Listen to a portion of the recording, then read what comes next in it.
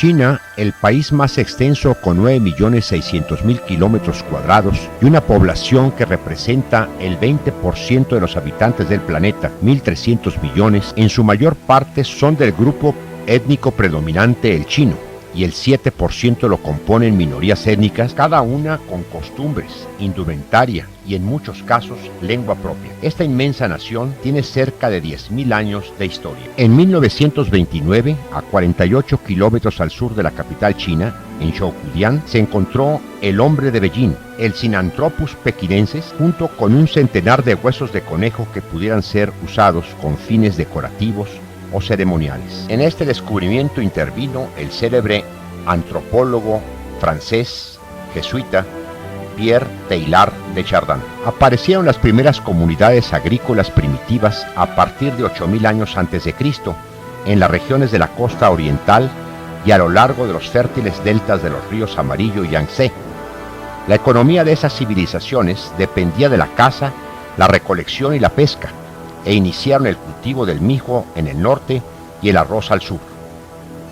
De ese tiempo se destaca la cerámica de arcilla Yanshao, 5.000 a 3.000 años antes de Cristo, y la cerámica negra de los Longshan, 3.000 a 1.700 años antes de Cristo.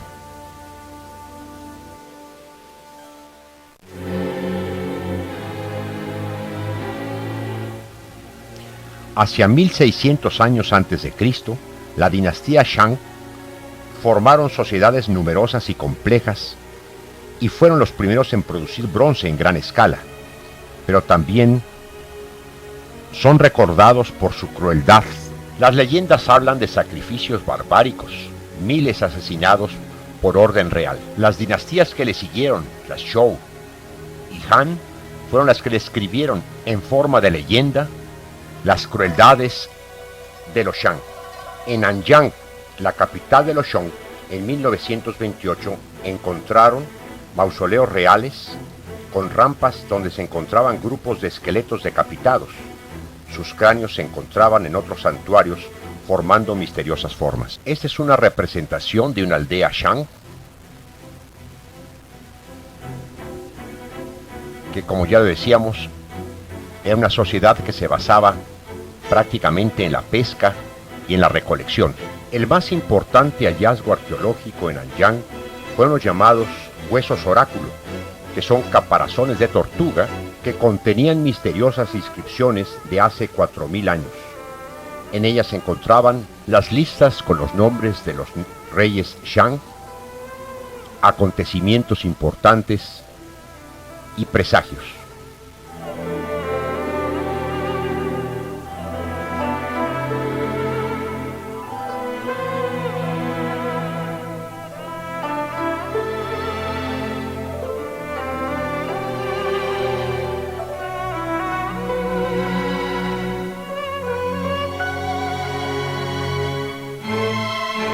Es increíble para ese tiempo el desarrollo que tuvieron en la elaboración de lanzas, máscaras y utensilios de cerámica y también de bronce que eran utilizados para tomar vino, para ofrendas a los dioses.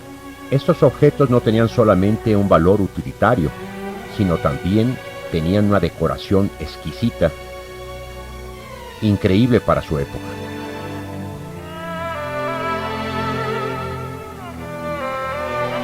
Estos son buenos ejemplos de recipientes para tomar vino,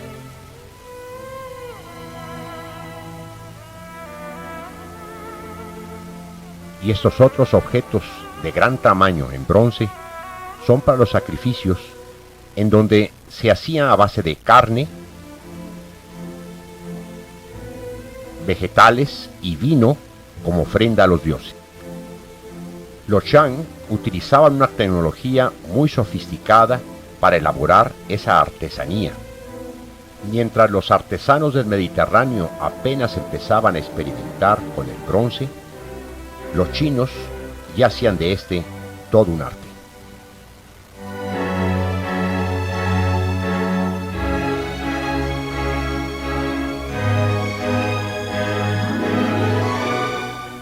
De moldes de arcilla y piedra surgían esos objetos bellísimos, con gran decorado. Y no solo manejaron el bronce, sino también la cerámica y piedras naturales, en donde también se encontraron interesantes inscripciones. En 1666 a.C. subieron al poder los Zhou, que establecieron su capital occidental en la actual Xi'an. Dejaron las inscripciones en hueso y empezaron a realizarlas en bronce y después en cera y tiras de bambú. En este recipiente de bronce se encontró una sentencia a un criminal. Actualmente, Xi'an tiene este aspecto desde el aire. Los Zhou del periodo de primavera y otoño y el periodo de los reinos combatientes. Fue una época de conflictos políticos y de gran desconcierto social, provocados por las constantes luchas de poder entre las facciones rivales. Pero también se fomentó la expansión económica y el desarrollo. Gracias al hierro se revolucionó la agricultura. En un lugar cercano a Xi'an, San Xindui, se encontraron unas máscaras misteriosas destrozadas. Esto fue parte de un ritual desconocido en el cual decapitaban estatuas de bronce en lugar de seres humanos. Los soberanos Zhou hicieron un sistema feudal basado en las enseñanzas de Confucio. El rey era una especie de padre que daba a sus parientes vastas extensiones de tierra. Pronto estos parientes nobles reclutaron sus propios ejércitos y empezaron una lucha por la dinastía.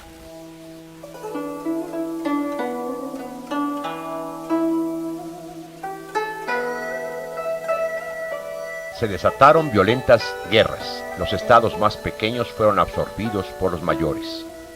Por eso a este periodo se denomina los reinos combatientes, que abarcó del 475 al 221 a.C. Como ya decíamos, gracias al hierro se revolucionó la agricultura. Sin embargo, en los bancales de Longji Titian, en Longyan, continuamos observando escenas que parecen tener una antigüedad de más de 2000 años.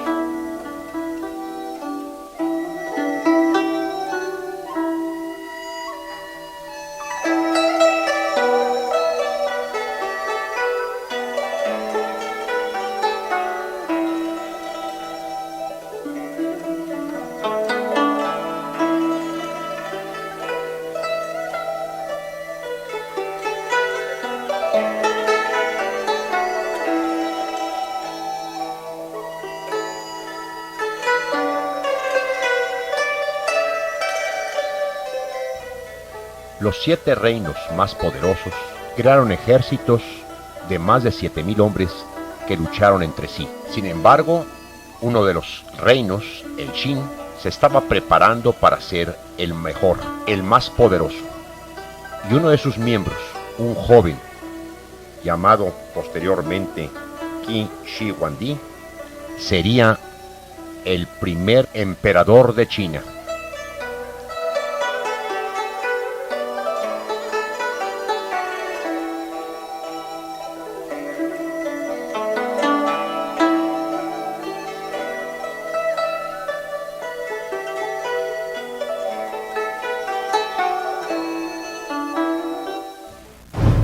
Las continuas luchas entre los reinos hicieron que estos necesitaran mejores armas.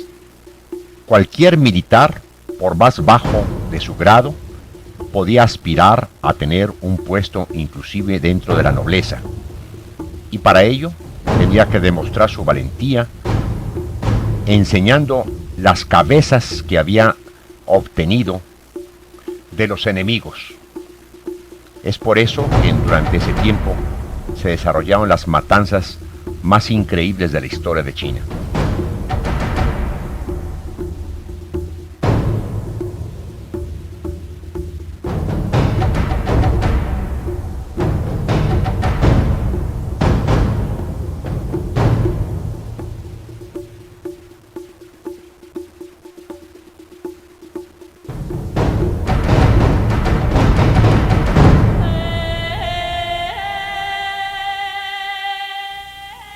Con la victoria de los Qin, cerró definitivamente el periodo de los reinos combatientes.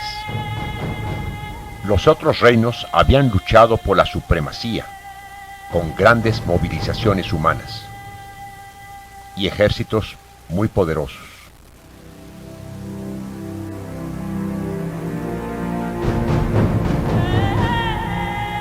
Se desarrollaron armas como la ballesta, que se usó en China 13 siglos antes que en Europa. El material metálico con que se hacían las espadas era una garantía para su defensa personal.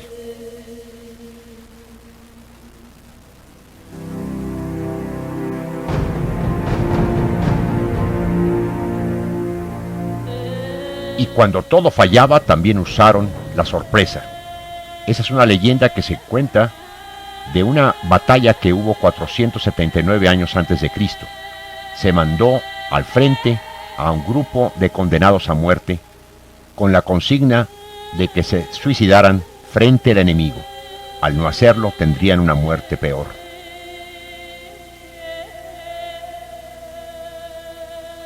Al encontrarse frente al enemigo, cada uno de ellos fue dándose muerte por su propia mano. El enemigo, desconcertado, no sabía qué estaba sucediendo. Y este desconcierto fue utilizado por las fuerzas enemigas para aniquilar a este ejército.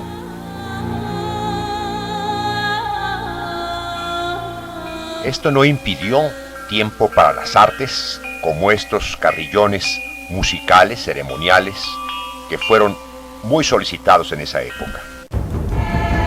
En el año 221 a.C., Qin Shi Huangdi se autoproclamó primer emperador de China y reinó durante un breve pero decisivo periodo. El Estado Qin se basó en las teorías políticas del pensamiento legalista, que establecía un rey con poder absoluto y abogaba por un sistema de responsabilidad colectiva. Unificando el país, el primer emperador reclutó a la fuerza miles de trabajadores para juntar las murallas defensivas del norte, creando así la Gran Muralla, que en un principio era de adobe y todavía existen algunos vestigios de la misma. Este fue un símbolo de aislamiento histórico de China y de su sentimiento de vulnerabilidad. Poco a poco, desde los siglos III al XVII, se extendió 7.300 kilómetros de su sinuosa travesía por desiertos, montañas y llanuras. Como es lógico, cada vez se hicieron más fuertes sus paredes de esa muralla, de ladrillo, de cantera, y también se convirtió en cementerio para los obreros que trabajaban en ella. Pasaron a formar parte de la misma. Pero ¿por qué esa disposición para crear cada vez más grandes y poderosas las murallas de China? Es que constantemente sus enemigos del norte estaban haciendo invasiones y querían llegar hacia la capital de ese país. También Qin Huangdi hizo lo que nadie había logrado, unificar al país, y también unificó la acuñación de monedas, los pesos y medidas. Estableció las bases de un sistema legal.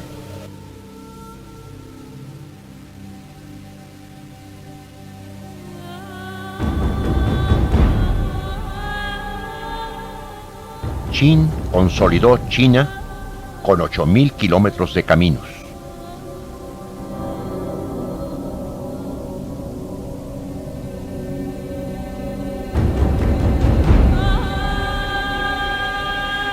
El emperador Qin Huangdi tenía un gran temor a la muerte y también a la vida después de la muerte.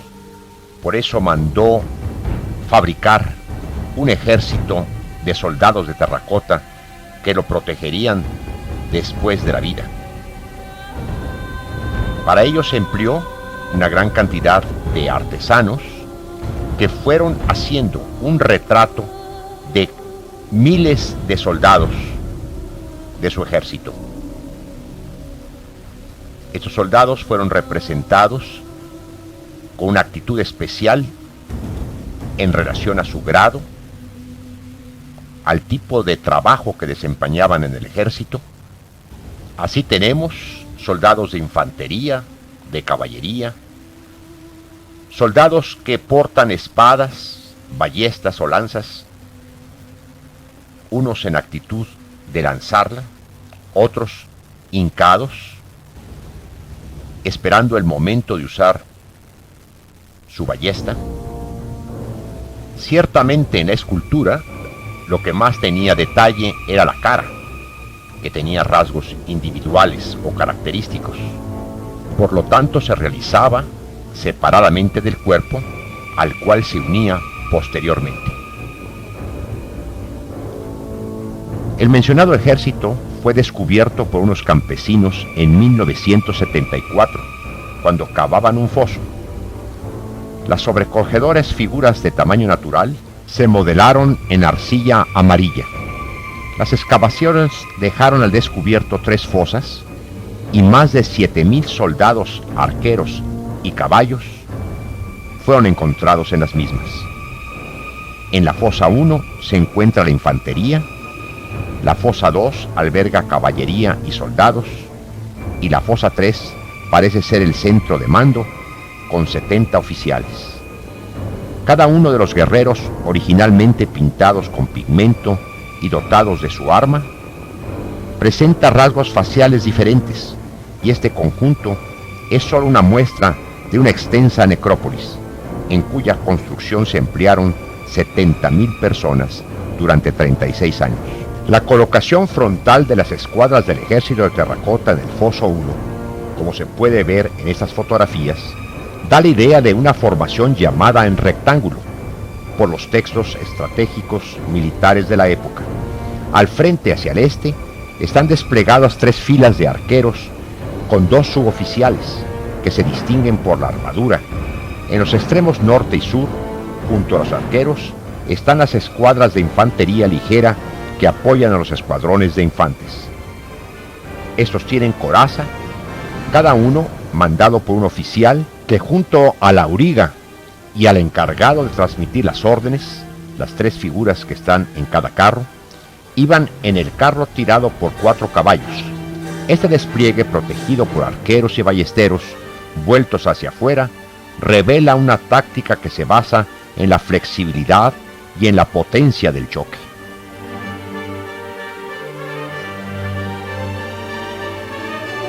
Por la coraza que va directamente sobre la túnica, distinguimos a los oficiales. Estos que actualmente vemos se encuentran en restauración en la parte posterior del edificio que contiene la fosa número 1.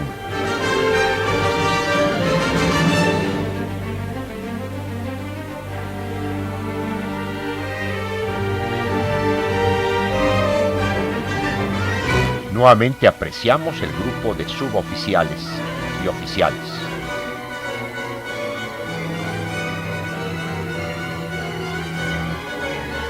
Con estas piezas que se encuentran en el suelo, están restaurando las figuras que se encuentran en la parte posterior de este gran salón.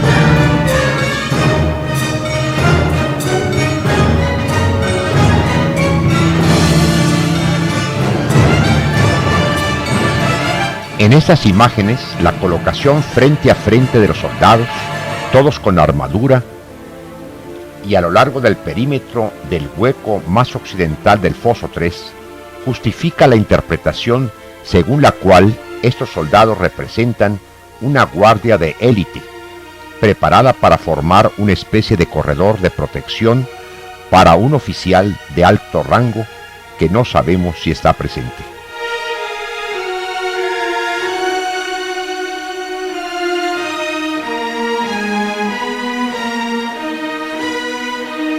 En la fosa 2 hay 332 hombres formados en cuadro, entre arqueros sin coraza, rodeados de un núcleo de ballesteros, arrodillados y equipados también con coraza. Los tiradores están reforzados por pelotones de infantes armados con largas lanzas. Las estatuas que representan caballos del ejército de terracota han permitido conocer a detalle el arte de la cría caballar, en especial en lo que se refiere al cuidado de las crines y de la cola. En este caso, la crin está cortada solo en la parte alta del cuello, de forma que al correr, las crines no impidieran ver al animal. Este carro de bronce llamado Carro 1 se trata de una maqueta que reproduce con los más mínimos detalles un tipo de vehículo conocido como Gao-che, carro alto, usado en la guerra o en los viajes de inspección que hacían los altos funcionarios del imperio. Se puede ver con claridad la complejidad del sistema de arreos de los 4 caballos. La carroza del carro número 2, de planta casi trapezoidal, se divide en 2 partes, la anterior donde se encuentra el auriga, formada por una caja y la unión con la vara, y la posterior, donde continúa la cabina, protegida por un alto guardabarros, sujeta de una barra y al eje de las ruedas. Obsérvese además que el auriga está arrodillado en una postura tradicional y corriente en muchas culturas del Extremo Oriente. Estas puntas de lanza son parte de las 41.000 encontradas en las 3 fosas, junto con armas largas, como son las espadas, las cuchillas de bronce para la barda, las ballestas, puntas de lanza. Estos ballesteros tenían entre sus manos una verdadera ballesta armada.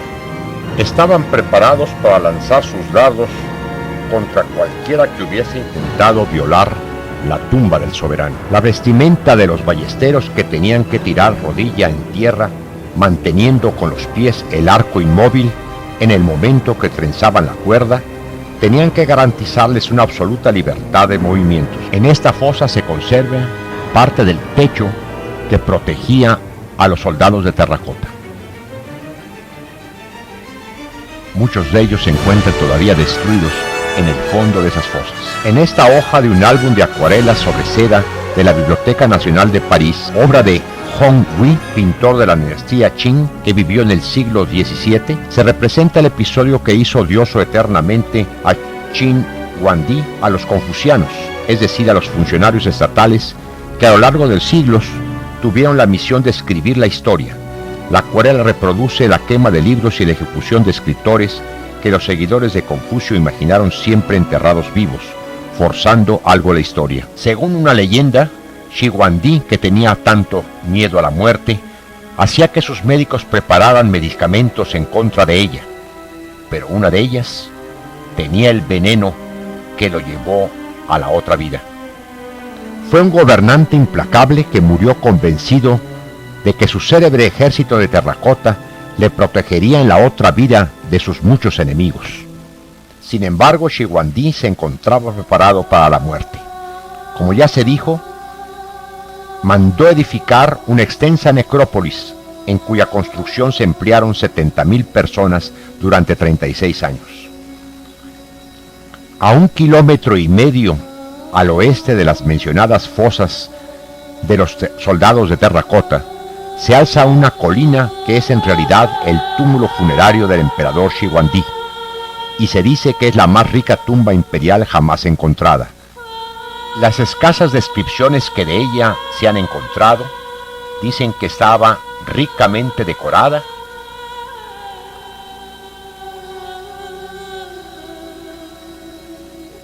su bóveda tenía piedras preciosas y semipreciosas que aparentaban un cielo estrellado.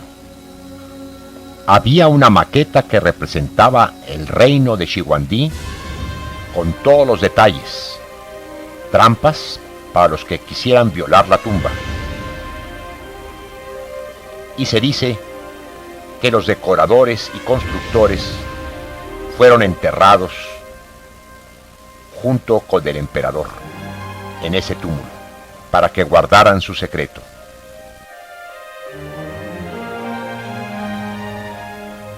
Esa es la maqueta de la necrópolis y el túmulo del emperador. Y aquí la pequeña colina que guarda la tumba del soberano. La fundación de la dinastía Han, 206 a.C. a 220 después de Cristo, inauguró una época dorada de China. Se extendió a las regiones de Asia Central, Vietnam, Corea, y ellos inauguraron la Ruta de la Seda. El emperador Huangdi, quien reinó hasta 195 a.C., estableció la capital al oeste de Siam. La sociedad se fundamentó en las enseñanzas de Confucio, filósofo que vivió entre el 551 a 479 a.C. También coexisten el budismo, el taoísmo, cuyo fundador fue Lao Tse, 600 años antes de Cristo, y la teoría del yin y el yang. Juntos formaron culto y credo chino. Este gran territorio se vio beneficiado por la Ruta de la Seda, que comercializó sus productos llevándolos hasta Roma. En una de las imponentes márgenes del río Yangtze se encuentra la llamada Ciudad Blanca de Baidicheng, que fue fundada al final de la dinastía Han del Oeste. Se llama así porque su constructor, Consum Shu, se hizo llamar el Rey Blanco o el Rey Dragón Blanco. Es interesante el lugar porque aquí se encuentran varias estelas, reliquias de los principales poetas de la región. Entre ellas las más importantes y bellas son la llamada la estela de los tres reinos y la estela de las hojas de bambú. En el palacio se ha recreado con figuras de cerámica una escena que representa el salón donde el rey del estado Shu, Liu Bei, realizaba sus entrevistas. También existe en el lugar un pequeño museo con figuras de cerámica y jade de la cultura Han. Al final de esta dinastía se elaboró el caballo volador de bronce que hoy se encuentra en el Museo Provisional de Gansu, procedente de una de las tumbas de Wu Wei. Corre con una de sus patas sobre una golondrina y una copia de gran tamaño es actualmente uno de los monumentos más representativos de Lhasa, la capital de Tíbet. Es importante señalar las terracotas Han, y durante esta dinastía nació el budismo en China, en Luoyang. A 16 kilómetros de esa ciudad se encuentran las cuevas de Longmen, donde más de 1.300 templos budistas todavía pueden visitarse. Las esculturas de Buda, realizadas en las márgenes del río Yi, son de espectacular tamaño. Enseguida tenemos el periodo de división. En el año 220 estalló una guerra civil que dividió China entre la dinastía del norte y la del sur, y los 350 años siguientes se caracterizaron por constantes guerras internas. En ese tiempo el país fue gobernado por 14 dinastías de corta vida y 16 reinos. Estas dinastías permanecieron siempre abiertas a las ideas y religiones extranjeras.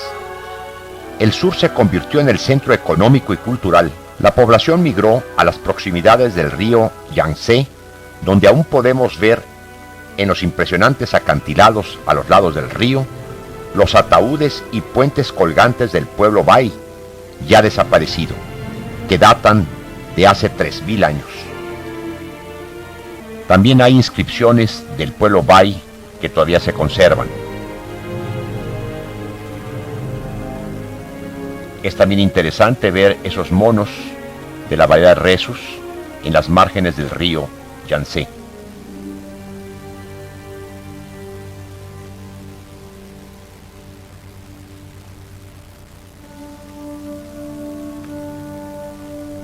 Como es lógico, hay solamente 2 ataúdes todavía en el sitio. Los demás han desaparecido debido principalmente a la erosión del agua y del viento. Algunos de estos ataúdes se encuentran en el museo local.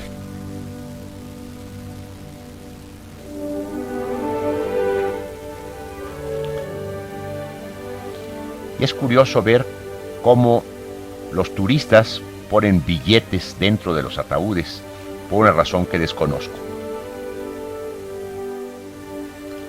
También en la margen del río Yangtze se encuentra el templo Yang Fei Miao, valiente líder de los Zhou del siglo III.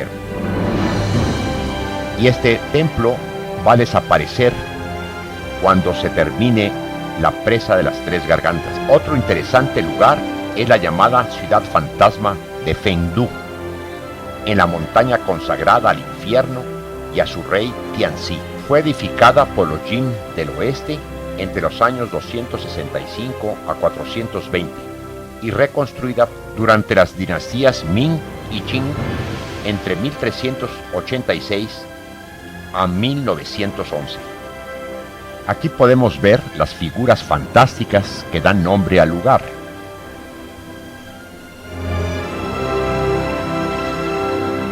Hay una pagoda de varios pisos.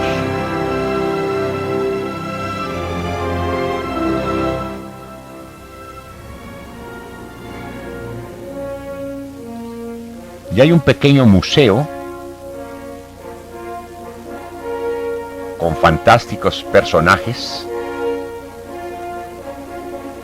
Pero lo que más me impresionó fueron los que representan lo que puede ser llamado el infierno budista, con figuras muy parecidas a las que encontramos en los conventos del siglo XVI en México.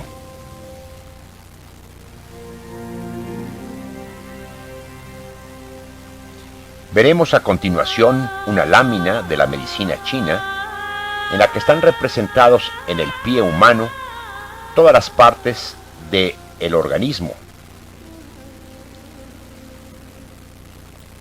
Hay también estos puentes del pueblo Bai que van a desaparecer al subir las aguas de la presa de las Tres Gargantas.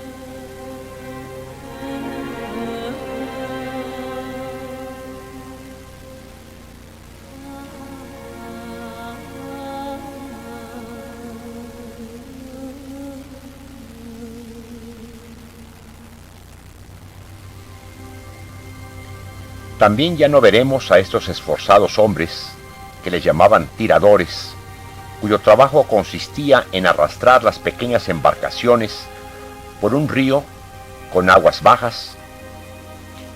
Actualmente ya este río tiene 75 metros de profundidad y alcanzará 150 al completarse la presa de las Tres Gargantas, y por lo tanto no será necesario este esfuerzo, inhumano diría yo, de los hombres tiradores.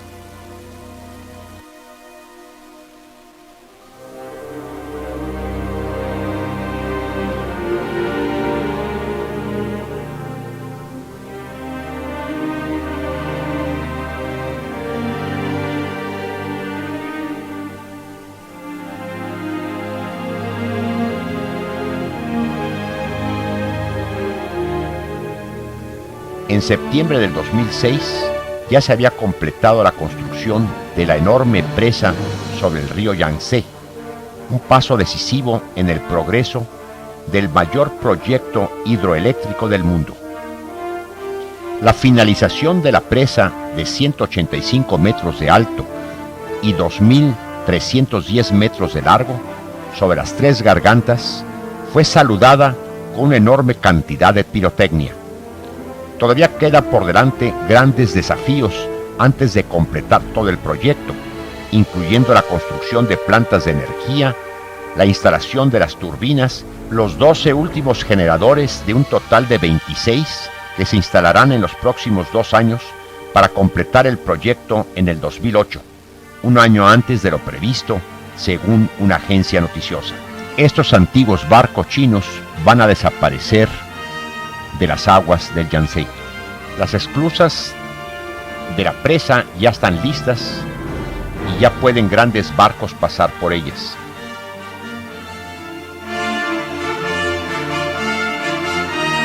Volveremos con el tema de la historia antigua de China.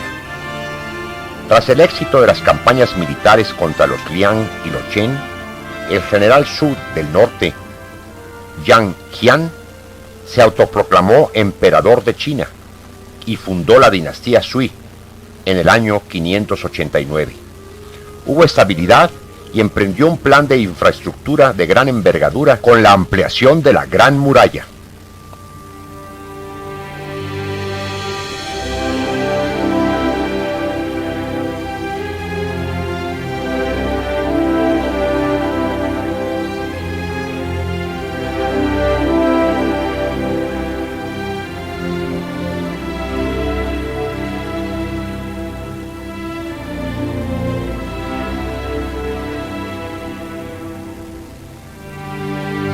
También inauguró el Gran Canal, que se inició en el año 486 y continuó por etapas por un siglo. Tenía como objeto unir el río Amarillo con el Yangtze y una capital con otra, Pekín y Yangshu. La dinastía Tang, 318 al 907, marca un momento culminante en la historia de China. Hubo prosperidad económica, expansión territorial y estabilidad política. El budismo ganó influencia bajo el auspicio imperial y popular. De ese tiempo surgen las extraordinarias esculturas de Baoding Sha en Dazhou, que combina elementos del confucianismo, taoísmo y del budismo tántrico hindú. Por lo tanto, aquí se dice que existen alrededor de 50.000 esculturas. Las principales se encuentran en 30 nichos de piedra caliza de un barranco en forma de herradura. En ellos distinguimos a los sabios Dao de la filosofía taoísta. Los tres sabios que serenamente contemplan la vida eterna.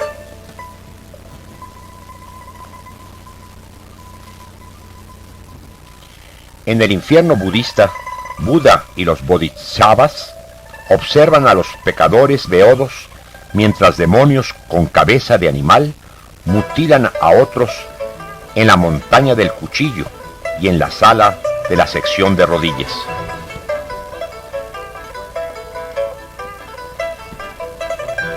Esas figuras están labradas en piedra caliza de un barranco de 8 metros de profundidad y forma de herradura, conocida como Dafo Wan, recodo del gran Buda. Las cuevas de Dazhou son más profanas y respetuosas con la realidad que otras de su estilo. Relatan las abstractas doctrinas budistas a través de la vida de gente cotidiana. Este conjunto de esculturas realistas no solo abarca estatuas de Buda, sino también de los monarcas, ministros, militares, funcionarios y monjes, de ricos e incluso de pobres. En diciembre de 1999, el enclave fue declarado Patrimonio de la Humanidad por la UNESCO.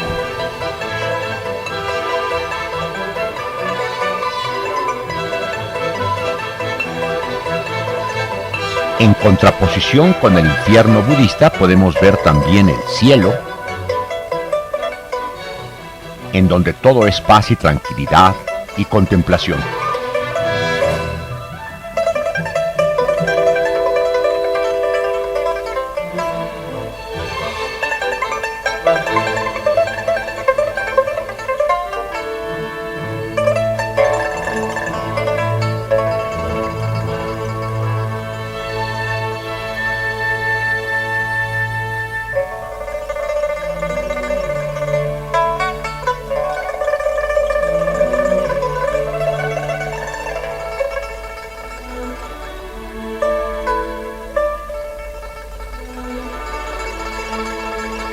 El deber filial. Este tema recurrente en el confucianismo honra a los padres por los sacrificios que hacen por los hijos y refleja la naturaleza flexible de las creencias chinas en este conjunto budista. El cuidado paternal. Esta expresión del tema del confucianismo, del deber del amor de padre en el emplazamiento budista, demuestra la coexistencia de las filosofías religiosas bajo la dinastía Tang.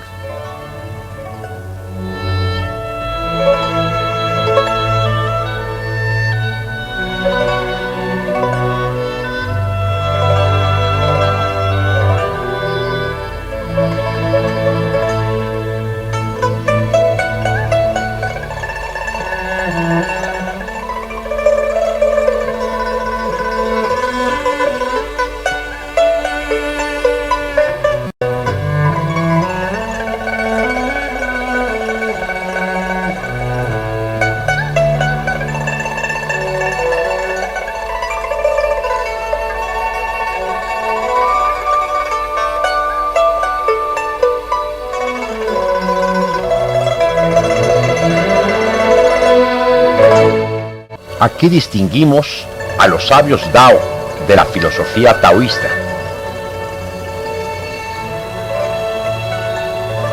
Y los tres sabios que serenamente contemplan la vida eterna.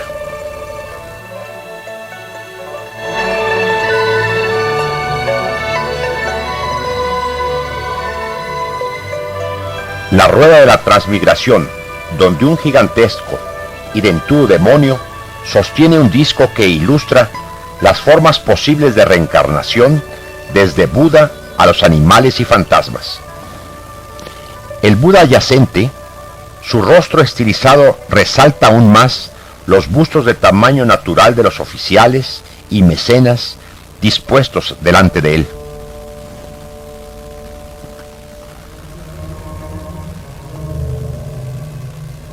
El vecino manantial de los 9 dragones debe su nombre a la leyenda que asegura que Buda fue llevado cuando nació por varios dragones.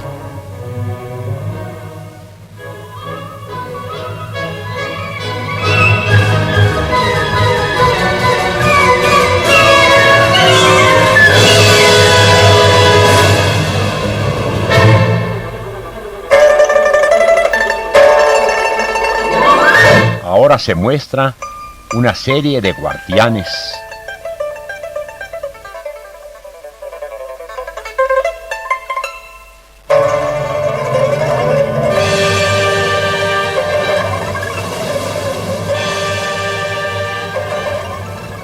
En la cueva 5 se destaca escenas de pastores cuidando de sus búfalos, un conjunto pictórico que se eleva con bella alegoría en búsqueda del nirvana.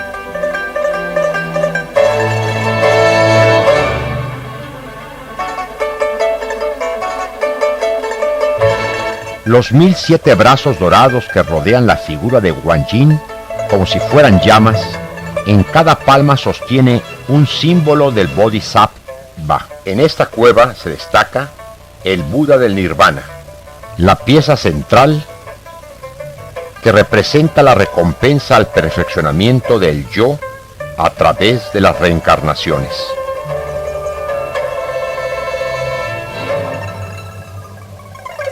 Es notable el Buda del Eshan, de gran tamaño, y data del año 713 después de Cristo. Este es un lugar importante de peregrinaje. Los chinos inventaron la xilografía hacia el siglo VII. Esto aceleró la expansión del budismo, pero tras el levantamiento de An Lushan en el año 775, la dinastía Tang se replegó hacia el interior. Hubo una gran persecución budista de 841 a 846 que demostró el declive de la dinastía, cayendo finalmente en el 907. En el sur del país se sucedieron en el poder varias dictaduras militares de corta vida. Los Song unificaron al país. Fue un periodo de esplendor cultural, crecimiento urbano y estímulo para las comunicaciones y transportes. Ahora terminaré esta primera parte de mi relato para dar inicio al Imperio Yuan en el dominio mongol.